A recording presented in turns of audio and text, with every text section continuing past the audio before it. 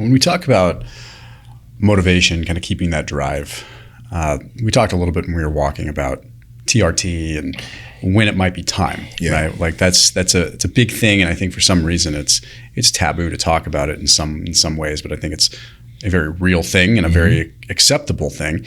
And I mean, how does someone know when maybe it's time? And what does your regimen look like, even just surface level? And when did you sort of take that leap and said, hey, like I need this extra little push to kind of. I put a link down below for Thrive Market. I know this is a relevant pitch for them, but at the same time, it makes sense. There's a 30% off discount link down below. Thrive Market is an online membership-based grocery store, and it literally is their mission to make healthier food more available for people in areas that cannot get healthier food. They really wanted to make sustainability a real thing and be able to get real good, unprocessed, and even healthier processed food options into people's hands. So that link down below is a 30% off discount link for whatever you choose. You can fill up your grocery cart using that link, 30% off plus a free $60 gift. So 30% off whether you choose some beet chips or whether you choose siete tortilla chips instead of regular corn chips, or if you want jerky snacks or this or that. And a lot of the times it's gonna be much, much cheaper than you would find at many grocery stores. So that link is down below. It's in the top line of the description underneath this video. And again, 30% off and a free $60 gift. So I'm a big believer in optimizing myself. No different than an athlete would. And I'm an entrepreneur. I have many different companies. I've got great teams that run my companies, and I'm always out there speaking on stage, and I want my health and my energy, my focus, everything optimized. Like if I knew there was something wrong with my business, I would optimize it. And so to me, when I started to feel the decrease of testosterone was when I started to start feeling foggy-headed around 39, 40 years old. Foggy-headed. I would go to the gym. At the time, I didn't have my own gym, so I would go to a big box gym and then, like, you know what? I'm going to watch a YouTube video before I go inside. I'm just, like, not a motivational YouTube video, just like a car review or whatever, right? Just a fun YouTube video. I would procrastinate. And I'm like, maybe I'll take a 10-minute nap after that and then go. So I'd crack my window and take a 10-minute nap. And I'm like, this is not like me. I'm getting foggy-headed. I'm feeling lethargic by about 3 in the afternoon. I'm feeling like I don't really bring the thunder like I used to in the gym. And then started to notice libido was going down.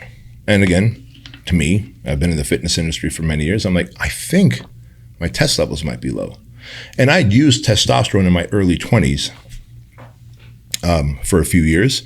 And so, and when I say used, I mean abused. I'm going to be very open and honest with you. I would drive into, living in Southern California, and I lived in San Diego, I would drive into Tijuana, buy a whole bunch of Sestanon, buy a whole bunch of Anavar, buy a whole bunch of D-Ball and Deca, and then drive it back and use a ton of it. But when I got married, stopped using it. We wanted to have kids and launched into entrepreneurship. And I was fine all the way through my late 20s and early to mid 30s. But around 38, 39, I started to feel that lethargy, low libido, foggy headedness. And like, I'm not really bringing the thunder in the gym. I'd rather take a nap in the car. And I'm like, this is not me. And so I had my blood test levels done. And the doctor, this was before Dr. Gabrielle Lyon. The doctor was like, you've got the testosterone levels of an average housewife. I was like, whoa, that is nuts. I go, what do you suggest? He goes, getting on some testosterone therapy. I was like, oh man, like I don't want to have to take a shot every week. But I reluctantly did. And I think it was one of the best things I did. Today, Dr. Gabrielle has me optimized. I'm taking 1 cc of testosterone every week. And then I take the peptides, which is the BPC 157 and the TB 500, more for recovery from injuries. Like my knees are wrecked from jujitsu, but I just keep going. Do you do jujitsu? I don't, but you're like the 4th person in the last month that has now told me I don't ever should. start it.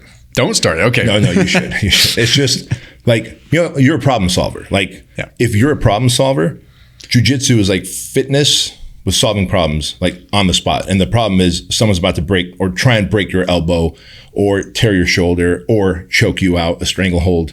And you're like, oh, this is a great problem I got to get out of. And you can tap anytime and stop.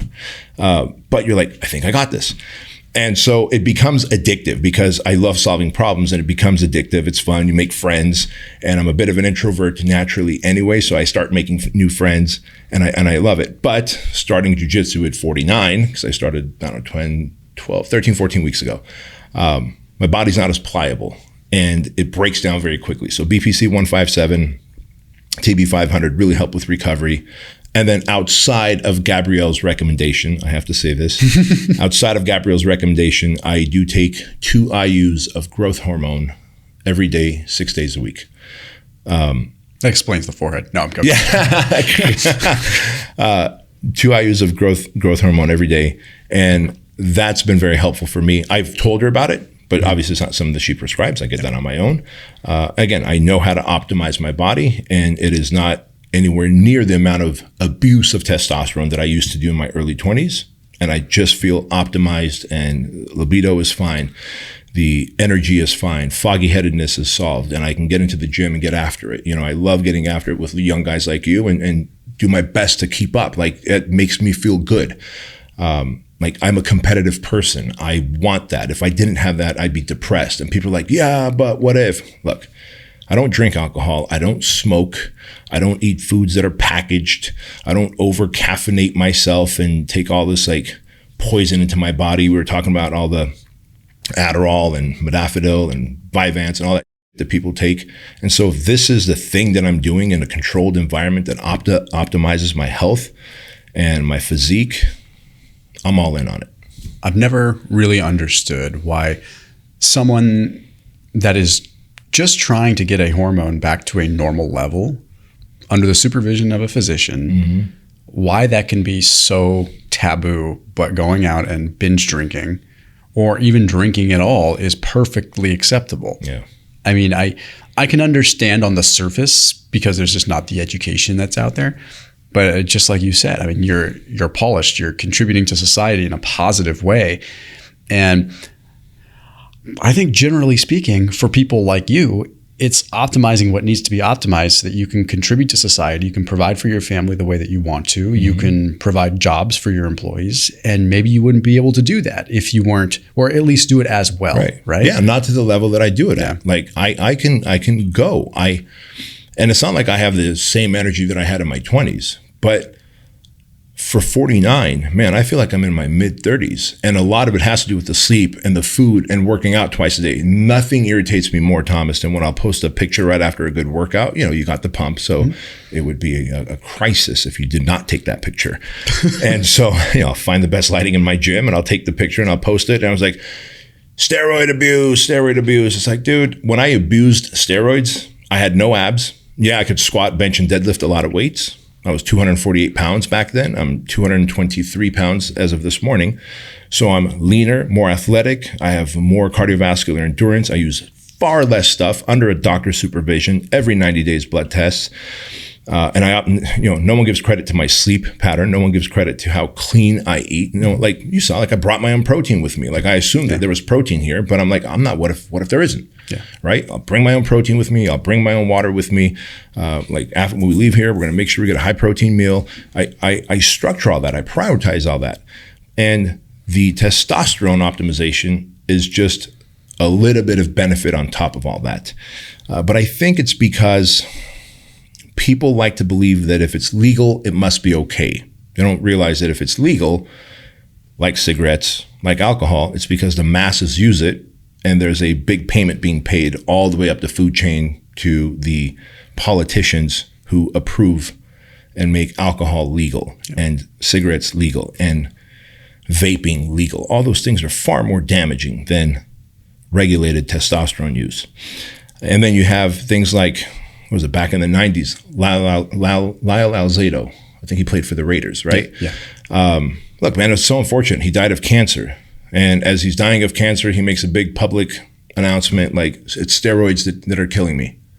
Now, I don't know that. And did he have some pre-existing condition that got aggravated by large amount of steroid use, because I can't imagine that a doctor was prescribing him steroids, that he was probably using something off market in large capacities or large amounts to be able to be that competitive on a professional football team. But when someone that influential says steroids are part of what contributed to this cancer and killed me, everyone just goes, steroids bad. That's it. We live by headlines.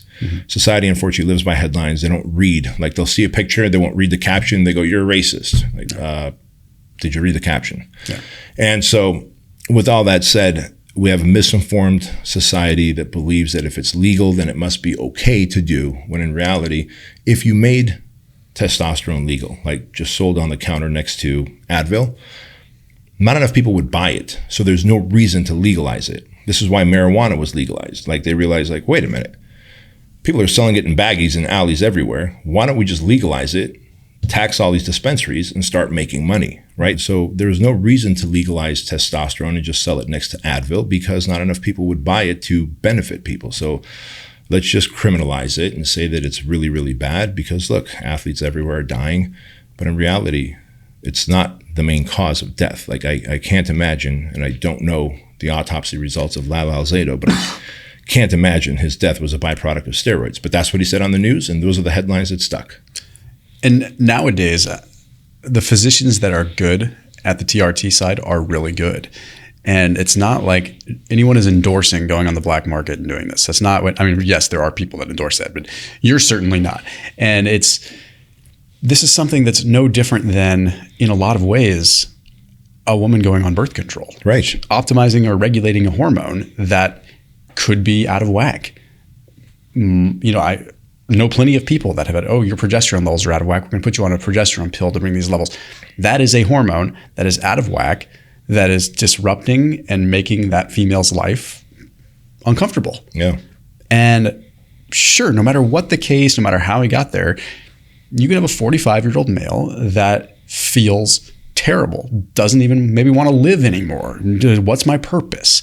I can't provide for my kids. I can't, I'm not setting an example. I'm not making the next generation better because I don't have if someone wants to be a better father because they want to raise their kids right and they want to be there for their kids, and I mean, heaven forbid, the only way that they feel like they have the energy to do that is to optimize a hormone back to its normal level. I mean, that's where I just don't understand why we can't look at it a little bit different. I'm not expecting people to accept it in this way where it just has to be embraced, but I am expecting people to say, hey, I understand why. Yeah. And you do you, So what would you say some of the signs that maybe a guy in his 40s says, okay, maybe it's time that I actually look at this stuff? Like, what were some things that were maybe symptomatic? Sure. One, maybe you're not sleeping well. 2, low sex drive. 3, you're foggy headed and you don't have this drive that you used to have. Mm-hmm. I'm not talking about the drive that you had when you were 18, 19. I'm talking about, like, all of a sudden you can tell, like, almost like you hit a wall. Yeah. Like, one day you hit a wall. That's what it felt like to me. And when I talked to a lot of dudes, it felt like one day I just hit a wall. I don't have this drive anymore to get after it. And then of course, recovery. You have a great workout and it's taking you longer to recover from it.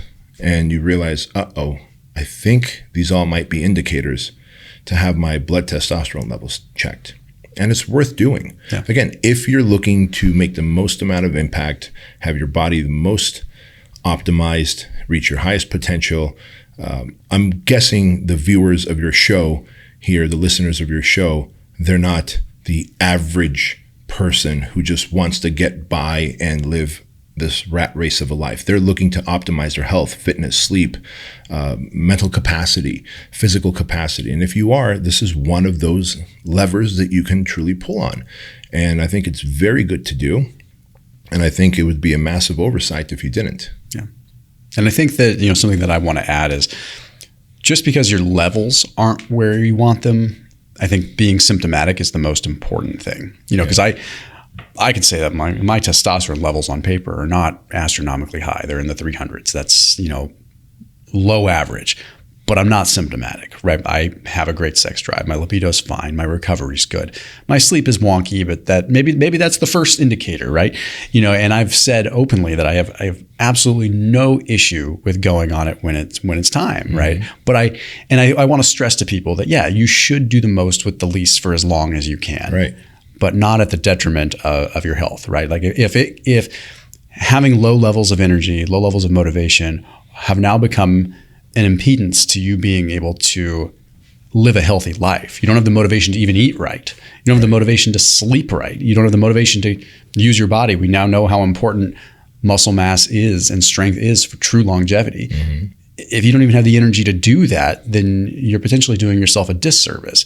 So take a good look in the mirror and like ask yourself, what am I after? Are you a professional athlete where you have to, it's a banned substance? That's a different situation. Right.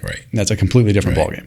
And it's funny that you said something super powerful, man. And I just want to underscore that for a moment, which is you may not have the motivation to train right and therefore not eat right. And therefore it really does create this domino effect, a slippery slope. I know this for myself. If I'm not training right, my diet gets compromised.